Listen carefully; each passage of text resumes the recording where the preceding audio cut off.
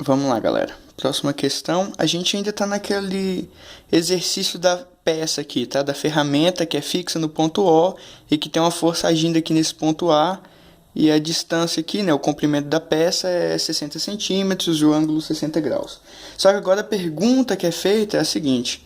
Qual que é a força mínima, que eu estou chamando de Fmin, né? Qual que é a força mínima para que o mesmo momento seja gerado nesse caso? A gente tinha visto lá que o momento ele era de 135 newtons vezes metro, fazendo essa rotação. Bacana? Para gerar esse mesmo momento, qual que é a menor força possível que tem que atuar nesse ponto A? Essa é a pergunta. Será que é uma força para cá? Será que é uma força para cá? Será que é uma força para cá? Será que é uma força para lá? A gente não sabe, a gente tem que descobrir. E qual a intensidade dessa força, né? Melhor dizendo.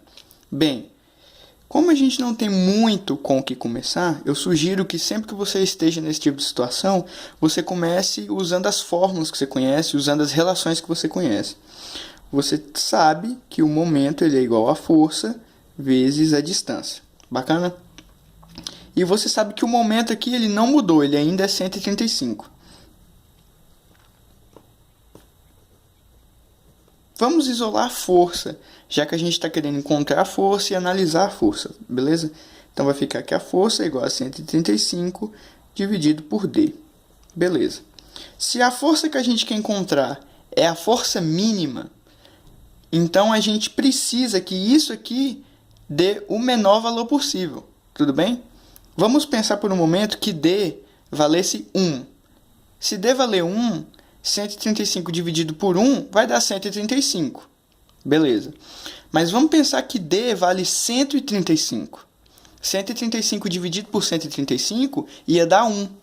Então vocês percebem isso, que quanto maior for o denominador aqui, quanto maior for o D, quanto maior for o D, menor vai ser D, né?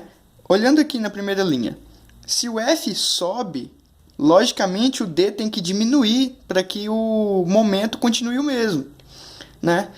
É uma ideia bem básica, uma análise bem básica que a gente tem que fazer. Isso é uma matéria meio que de cálculo, né? Matemática e tal. Mas é uma análise muito importante de você fazer. Se você quer que esse F aqui seja o mínimo, esse D tem que ser o máximo. Então vamos pensar aqui, na nossa situação aqui. Onde eu vou pôr a força de maneira que o D seja máximo, né? Que seja o maior D possível, a maior distância entre o ponto O e a linha de ação dessa força. Bem, como a gente pegou aquela força que era aqui para baixo, a gente sabia que era esse D aqui, né?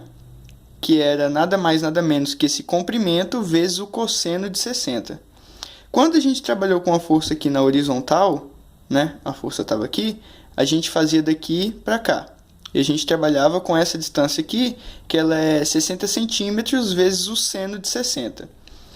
Então, você tem que pensar comigo o seguinte. O seno de um ângulo qualquer, ou o cosseno de um ângulo qualquer, eles sempre variam de 0 a 1, tudo bem? Por exemplo, o seno nunca passa de 1 e ele nunca... nesse contexto aqui, tá bem? Porque é de menos 1 a 1, né? Mas assim, nesse contexto que a gente está trabalhando, eles vão variar assim. E nesse caso, sempre que você multiplicar por um seno e sempre que você multiplicar por um cosseno, vai estar diminuindo.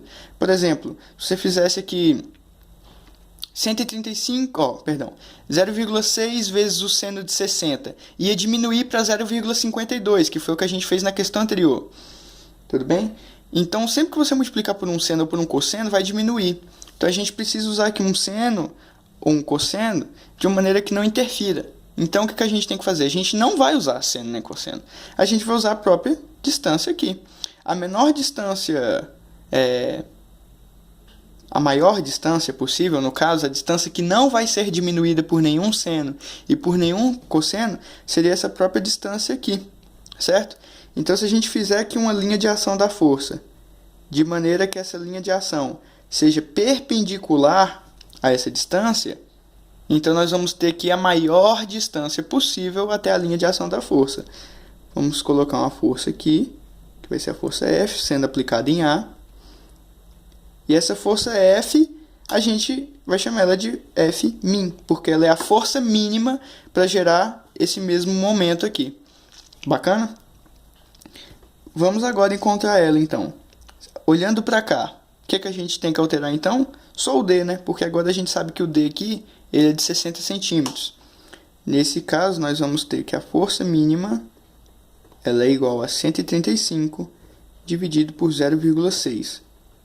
Isso aqui, quando você jogar na calculadora, fizer a conta certinho, vai dar 225 newtons. Bacana?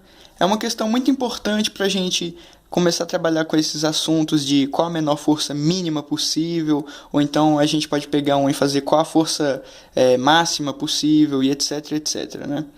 É muito importante ter esse tipo de pensamento aqui e desenvolver esse pensamento lógico aqui de que a maior distância possível vai gerar... para você usar a menor força possível, você precisa usar a maior distância possível. Tá bem? Se você gostou, curte, compartilha, passa para os amigos e bom estudo.